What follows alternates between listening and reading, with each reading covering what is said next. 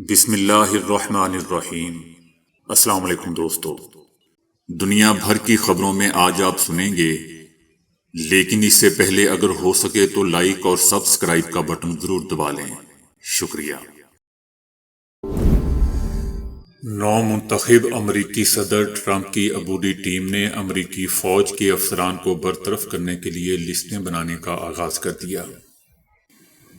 جن افسران کو برطرف کیا جا سکتا ہے ان میں ممکنہ طور پر جوائنٹ چیف آف سٹاف بھی شامل ہو سکتے ہیں، جن میں چیئرمین اور vice chairman joint chief of staff, بری، بحری اور فضائی افواج سمیت نیشنل گارڈز کے سربراہ بھی شامل ہیں۔ زیادہ تر ان افسران کو نکالا جا سکتا ہے جنہیں ٹرمپ کی گزشتہ صدارت میں چیف آف سٹاف رہنے والے مارک ملی سے منسلک سمجھا جاتا ہے۔ افسران کی ایک تفصیلی فہرست بنائی جا رہی ہے اور ہر افسر جنہیں مارک ملی نے مقرر کیا تھا یا ترقی دی تھی انہیں نکالا جائے گا۔ دوستو، یاد رہے کہ ٹرمپ ماضی میں دفاعی اداروں کے افسران اور ان کے پروفیشنلز کی کردار سے متعلق تنقید کرتے رہے ہیں۔ دوسری طرف امریکی صدر ٹرمپ نے وائٹ ہاؤس میں موجود امریکی صدر جو بائیڈن سے ملاقات کی ہے۔ صدارتی انتخابات کے بعد دونوں سیاسی حریفوں کے درمیان ہونے والی یہ ملاقات انتخابی مہم کے دوران ایک دوسرے کے حوالے سے دیے گئے بیانات سے بالکل مختلف رہی۔ امریکی صدر جو بائیڈن نے نو منتخب صدر ٹرمپ کو صدر منتخب ہونے پر مبارکباد دی اور وائٹ ہاؤس میں خوش آمدید کہتے ہوئے کہا کہ جیسا کہ انہوں نے وعدہ کیا تھا کہ وہ پرامن انتقال اقتدار کے لیے تیار ہیں۔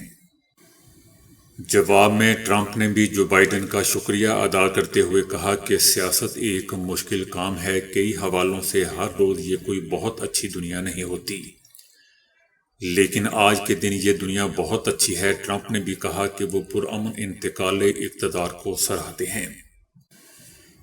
دوستو، یاد رہے کہ امریکی روایات کے مطابق صدارتی انتخابات کے بعد امریکی صدر نو منتخب امریکی صدر کو وائٹ ہاؤس میں مدعو کرتا ہے۔ تاہم 2020 کے انتخابات میں شکست کے بعد ٹرمپ نے صدر جو بائیڈن کو وائٹ ہاؤس میں مدعو نہیں کیا تھا۔ بھارتی کبڈی ٹیم کو پاکستان آنے کی اجازت نہیں ملی۔ پاکستان کبڈی فیڈریشن کو بھارتی ٹیم کو اجازت نہ ملنے سے متعلق آگاہ کر دیا گیا۔ یاد رہے دوستو کہ پاکستان اور بھارت کے درمیان آئندہ ہفتے کرتارپور میں میچز کھیلے جانے تھے۔ پاکستان اور انڈیا کے درمیان کبڈی میچز لاہور اور بہاولپور میں بھی رکھے گئے تھے۔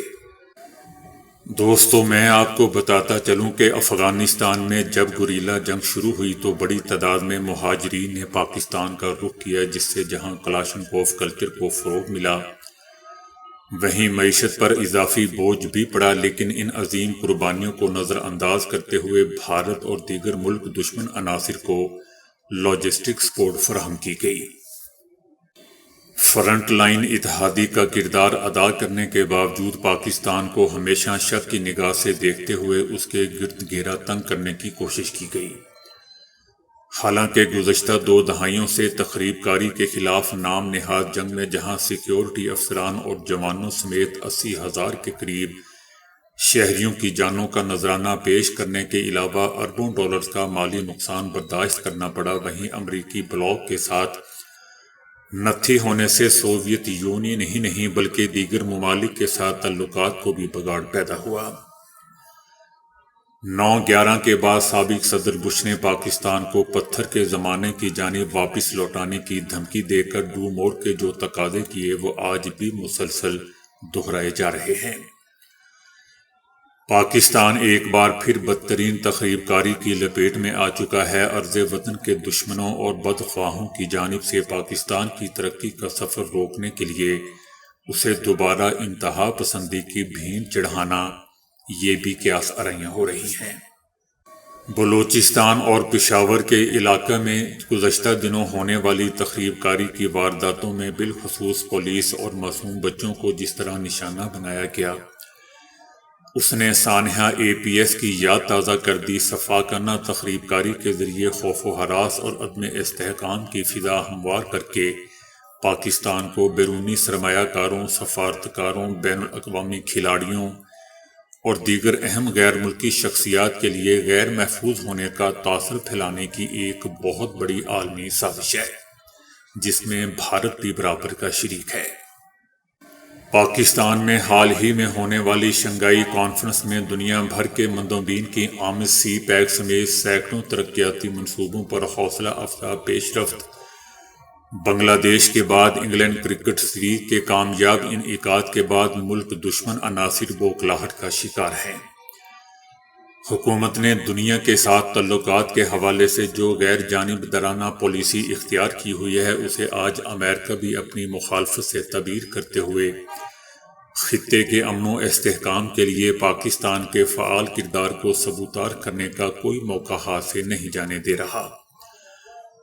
امریکہ کے ساتھ تعلقات میں تلخیاں، کشیدگی اور اعتماد میں کمی کوئی نئی بات نہیں ہے، کیونکہ 20 اکتوبر 1947 سے اب تک امریکہ کے انتہائی اہم اور حساس شعبوں میں مدد کرنے کے باوجود شکایات کے انبار لگے ہوئے ہیں۔ یہی وجہ ہے کہ سابق صدر ایوب خان کو اس حسن سلوک سے متاثر ہو کر بالآخر ایک کتاب جس میں رزق سے آتی ہے پرواز میں کوتاہی لکھنا پڑی۔ سابق صدر جنرل ضیاء الحق نے تو اپنے ادوار میں امریکی امداد کو اونٹ کے منہ میں زیرہ تک قرار دے دیا۔ بھارت نے امریکی آشیرواد کے ذریعے گزشتہ 2 دہائیوں سے خطے میں اپنا اثر و رسوخ بڑھانے کے لیے بڑے منظم انداز میں تخریب کاری کو پروان چڑھایا ہے۔ طالبان اور افغان فورسز کے درمیان جھڑپوں میں بی جے پی انتظامیہ کا ہمیشہ دوہرا کردار رہا ہے۔ ایک طرف طالبان مذاکرات تو دوسری جانب غنی انتظامیہ کو اسلحہ کی فراہمی جیسے مذموم مقاصد کا پرچہ چاک کرتی رہی۔ افغانستان میں امریکی شکست کے بعد نریندر مودی نے مذموم عزائم کی تکمیل کے لیے تخریب کاری کا نیا سلسلہ شروع کر رکھا ہے۔ تخریب کاری کی بیشتر وارداتوں کے پیچھے براہ راست یا بالواسطہ بھارت کا ہی ہاتھ نکلتا ہے۔ چائنا سرمایہ کاری، تجارت، سفارتکاری اور مالیات کو استعمال کرتے ہوئے ایشیا میں ذرائع آمد و رفت و اداروں کا ایک ایسا جال بچھا رہا ہے کہ جس میں ہر ایک پالیسی آنے والے منصوبے کو اس طرح تقویت دے کہ پورا خطہ اس کی باہوں میں سمٹ آئے۔ لیکن دوستو، مقام افسوس ہے کہ دوسری جانب امریکہ ایشیا، افریقہ اور مشرق وسطیٰ سمیت دنیا بھر میں اپنی معاشی، فوجی اور سیاسی قوت سے بالادستی برقرار رکھنے کے لیے ایسی پالیسیوں پر عمل پیرا ہے کہ جس نے اقوام عالم کو نت نئے مسائل سے دوچار کر رکھا ہے۔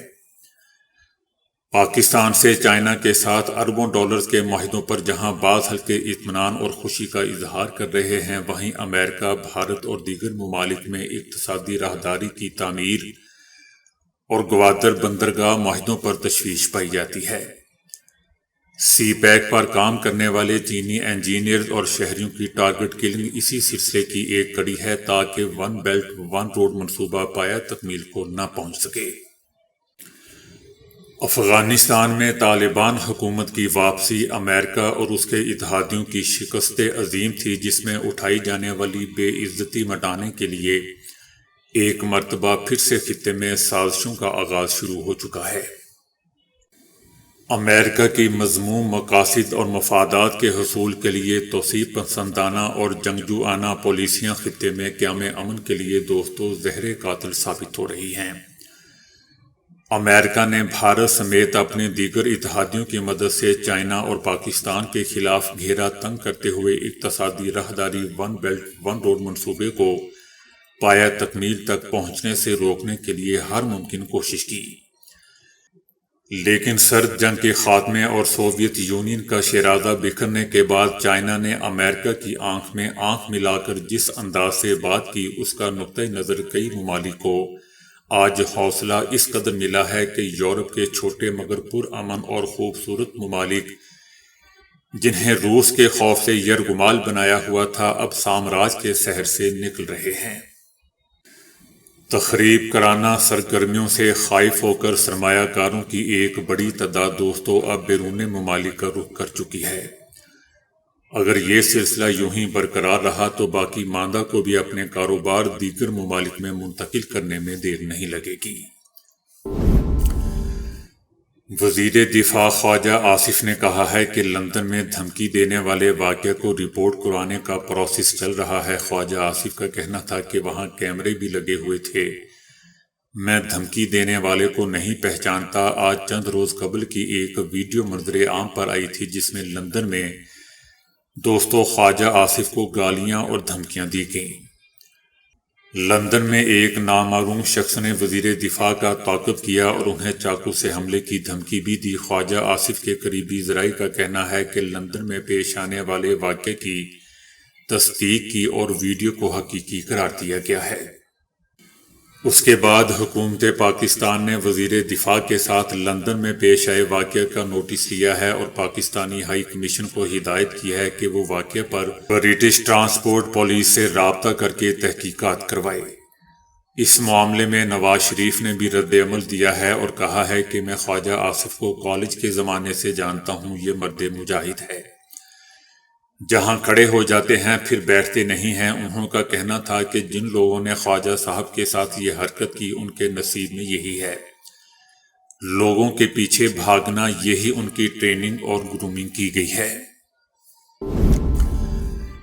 یورپی یونین نے اسرائیل کے انسانیت سوز اقدامات کے باعث ایک منفرد قدم اٹھاتے ہوئے یورپی ممالک کے سفیروں کو اطلاع دی ہے کہ وہ یورپی وزرائے خارجہ اجلاس میں اسرائیل کے ساتھ سیاسی گفتگو کی شق کو معطل کرنا چاہتے ہیں۔ بعض بین الاقوامی اداروں اور امدادی تنظیموں نے غزہ کی پٹی میں صہیونی رجیم کی جانب سے غیر انسانی اقدامات کے بارے میں معتبر اطلاعات فراہم کی ہیں، جو اسرائیل اور یورپی یونین کے درمیان دوستوں ہونے والے معاہدوں سے متصادم ہیں۔ اسرائیلی میڈیا کا کہنا ہے کہ غزہ اور لبنان جنگ کے بعد یورپی یونین اور اسرائیل کے درمیان تعلقات انتہائی نچلی سطح تک پہنچ چکے ہیں۔ نون لیگ کی جانب سے عمران خان کی اسلام آباد کی جانب مارچ کی کال پر شدید رد عمل سامنے آیا ہے۔ نون لیگ کا کہنا ہے کہ انقلاب لانے کی 13ویں کال کا انجام بھی گزشتہ 12ویں کالوں سے مختلف نہیں ہوگا۔ عمران خان اپنے کارکنوں کو کون سے مستقبل کے لیے باہر نکلنے کا پیغام دے رہا ہے؟ دوستو، یاد رہے کہ پاکستان تحریک انصاف نے 24 نومبر کو احتجاج کی کال دی رکھی ہے اور اس کال میں واضح کر دیا گیا ہے کہ اس مرتبہ مطالبہ تسلیم ہونے تک واپس نہیں جایا جائے گا۔ بھارتی ریاست ہریانہ میں 8 سالہ انمول نامی بھینس اپنی بڑی جسامت، 1500 کلو گرام وزن اور 23 کروڑ بھارتی روپے کی حیران کن قیمت کی وجہ سے میلوں اور خبروں کی زینت بنی ہوئی ہے۔ انمول آل انڈیا کسانوں کے میلے میں اپنی جسامت کی وجہ سے مشہور ہے۔ یہی وجہ ہے کہ انمول کی قیمت لگژری گاڑیوں اور درجنوں عالی شان گھروں سے بھی کہیں زیادہ ہے۔ انمول بھینسوں کا مالک اپنے بھینسوں کو شاہانہ طرز زندگی اور بہترین خوراک فراہم کرتا ہے، جس میں خشک میوہ جات پھل اور اعلیٰ طریقے سے نہلائے جانے کا طریقہ بھی شامل ہے۔ انمول کی روزمرہ غذا خشک میوہ جات زیادہ کیلوریز والی غذاؤں پر مشتمل ہوتی ہے۔ انمول کی روزمرہ غذا میں 250 گرام بادام، 4 کلو انار، 30 کیلے، 5 کلو دودھ اور 20 انڈوں سمیت سبزہ چارہ، دیسی گھی، سویابین اور مکئی بھی شامل ہوتی ہے۔ انمول کی صحت اور چمک کو برقرار رکھنے کے لیے اسے روزانہ بادام اور سرسوں کے تیل سے 2 مرتبہ نہلایا جاتا ہے، لیکن انمول کو خریدنے کے خواہشمند افراد کے لیے مایوس کن بات یہ ہے کہ ان کے مالک اسے فروخت نہ کرنے کا ارادہ رکھتے ہیں۔ جگر کا شمار جسم میں سب سے زیادہ کام کرنے والے اعضاء میں سے ہوتا ہے، جسے ہم مشروبات کے استعمال سے نقصان پہنچا رہے ہیں، یعنی یوں کہنا غلط نہ ہوگا کہ جگر سے ہی کئی بیماریوں کا آغاز ہوتا ہے۔ سب سے پہلے جگر کی اہمیت کو جاننا ضروری ہے۔ جگر زہریلے مادوں کو فلٹر کرتا ہے، چربی کو مٹاتا ہے اور ہاضمے کے نظام کو بہتر بناتا ہے، جبکہ جسم میں خون بنانے کا کام بھی جگر ہی کی ذمہ داری ہے۔ لیکن لوگوں کو یہ معلوم نہیں کہ ہم روزانہ کی بنیاد پر ایسے مشروبات کا استعمال کر رہے ہیں جو جگر کو تکلیف پہنچا کر اس کے نظام میں بگاڑ پیدا کر رہا ہے۔ سوڈا میں تمام کولڈ ڈرنکس اور سافٹ ڈرنکس سمیت دیگر مشروبات بھی آتے ہیں۔ سوڈا ڈرنکس کی وجہ سے چربی جگر میں جمع ہوتی ہے جو جگر میں سوزش کا سبب بنتی ہے اور جگر کے کام کرنے کی صلاحیت کو شدید متاثر کرتی ہے۔ نوجوانوں میں انرجی ڈرنکس کا رجحان بہت زیادہ ہے، تاہم یہ آپ کو فائدہ دینے کی بجائے آپ کے جگر کو نقصان پہنچانے کا سبب بنتی ہے۔ امریکی نیشنل انسٹی ٹیوٹ آف میڈیسن کے مطالعے کے مطابق انرجی ڈرنکس کے استعمال کی وجہ سے جگر میں زخم ہو سکتے ہیں۔ انرجی ڈرنکس کا زیادہ استعمال جگر فیل ہونے کی وجہ بھی بن سکتا ہے۔ پھلوں کا شربت ہو یا آرٹیفیشل فلیورز والے شربت ہوں، سب میں ہی چینی کا استعمال کیا جاتا ہے اور گرمیوں میں ایسے مشروبات کا استعمال زیادہ ہوتا ہے۔ یہی چینی جگر میں جلدی جذب ہو جاتی ہے اور پھر یہ جگر پر بوجھ بن جاتی ہے جو جگر کے نظام کو متاثر کرنے کے ساتھ ساتھ بہت سی دیگر بیماریوں میں بھی مبتلا کر دیتی ہے۔ ٹک ٹاک پر ایک صارف نے ایک ویڈیو میں حیران کن دعویٰ کیا کہ تمام آدمیوں کی باڈیز کے ایک ہی حصے پر سیاہ تل جیسا نشان موجود ہوتا ہے، اور کمنٹس میں بہت سارے صارفین نے اس کے اس دعوے کی تصدیق بھی کی۔ اس کی بتائی گئی جسم کی وہ جگہ کلائی ہے۔ صارف اس ویڈیو میں اپنی کلائی دکھاتا ہے جس میں ہاتھ اور کہنی کے درمیان میں ایک جگہ پر سیاہ رنگ کا تل یا نشان ہوتا ہے۔ صارف کہتا ہے کہ تمام لوگ اپنی اپنی کلائی کو دیکھیں اور بتائیں کہ ان کی کلائی پر یہ نشان موجود ہے یا نہیں۔ کمنٹس میں بہت سارے لوگ بتا رہے تھے کہ ان کی کلائی پر بھی اسی جگہ سیاہ رنگ کا نشان یا تل موجود ہے۔ ایک صارف کمنٹس میں لکھتا ہے کہ یہ نشان صرف میری کلائی پر ہی نہیں بلکہ میرے بھائی اور باپ کی کلائیوں پر بھی موجود ہے۔ دوستو، مجھے یقین ہے کہ اب آپ بھی اسی تل کو تلاش کرنے کی کوشش کر رہے ہوں گے۔ پہلی پوری خبریں سن لیں، اس کے بعد میں دیکھ لیجئے گا۔ میرے خیال سے خبریں شاید مکمل ہو چکی ہیں، آپ دیکھ سکتے ہیں۔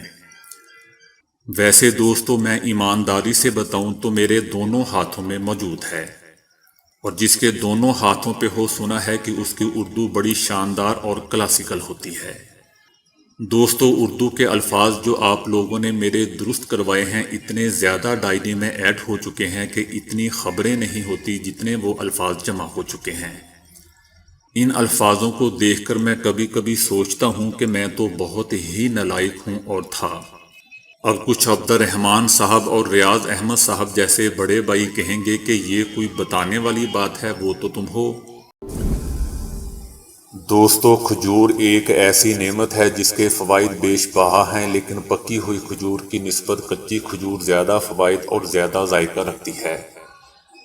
پہلا فائدہ یہ ہے کہ کچی کھجور میں فائبر کی زیادہ مقدار شامل ہوتی ہے اور یہ کھانے کے بعد بھوک بھی کم لگتی ہے اور پیٹ بھی نہیں بھرتا، کیونکہ کچی کھجور میں کیلوریز کی مقدار پکی ہوئی کھجور کی نسبت کم ہوتی ہیں، اس لیے اسے کھانے سے وزن بڑھنے کا ڈر نہیں ہوتا۔ عموماً موٹاپے کے شکار افراد کو میٹھا کھانے کا دل چاہتا ہے، لیکن وہ وزن کے باعث کھا نہیں پاتے۔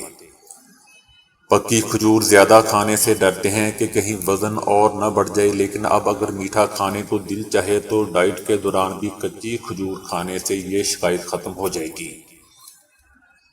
اس میں میگنیشیم کی اچھی مقدار ہوتی ہے جو جسم کی تمام تر ضرورتوں کو پورا کرتی ہے۔ کچی کھجور کھانے والے دیر سے بوڑھے ہوتے ہیں اور ان کا دماغ بھی تیز رہتا ہے۔ کچی کھجور کھانے سے سانس کی تکالیف میں بھی کافی فائدہ حاصل ہوتا ہے، اور ایک دور میں تو اسے ٹی بی کے علاج کی غرض سے بھی مریضوں کو کھلایا جاتا تھا۔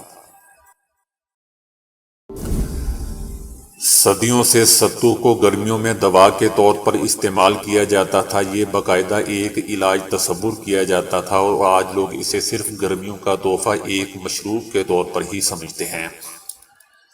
در حقیقت اس میں ایسے بیش بہا فوائد چھپے ہوئے ہیں جو کسی بھی انسان کو صحت کے نزدیک لے جا سکتے ہیں۔ ستو کو پیٹ کا دوست کہا جائے تو کچھ غلط نہیں ہوگا۔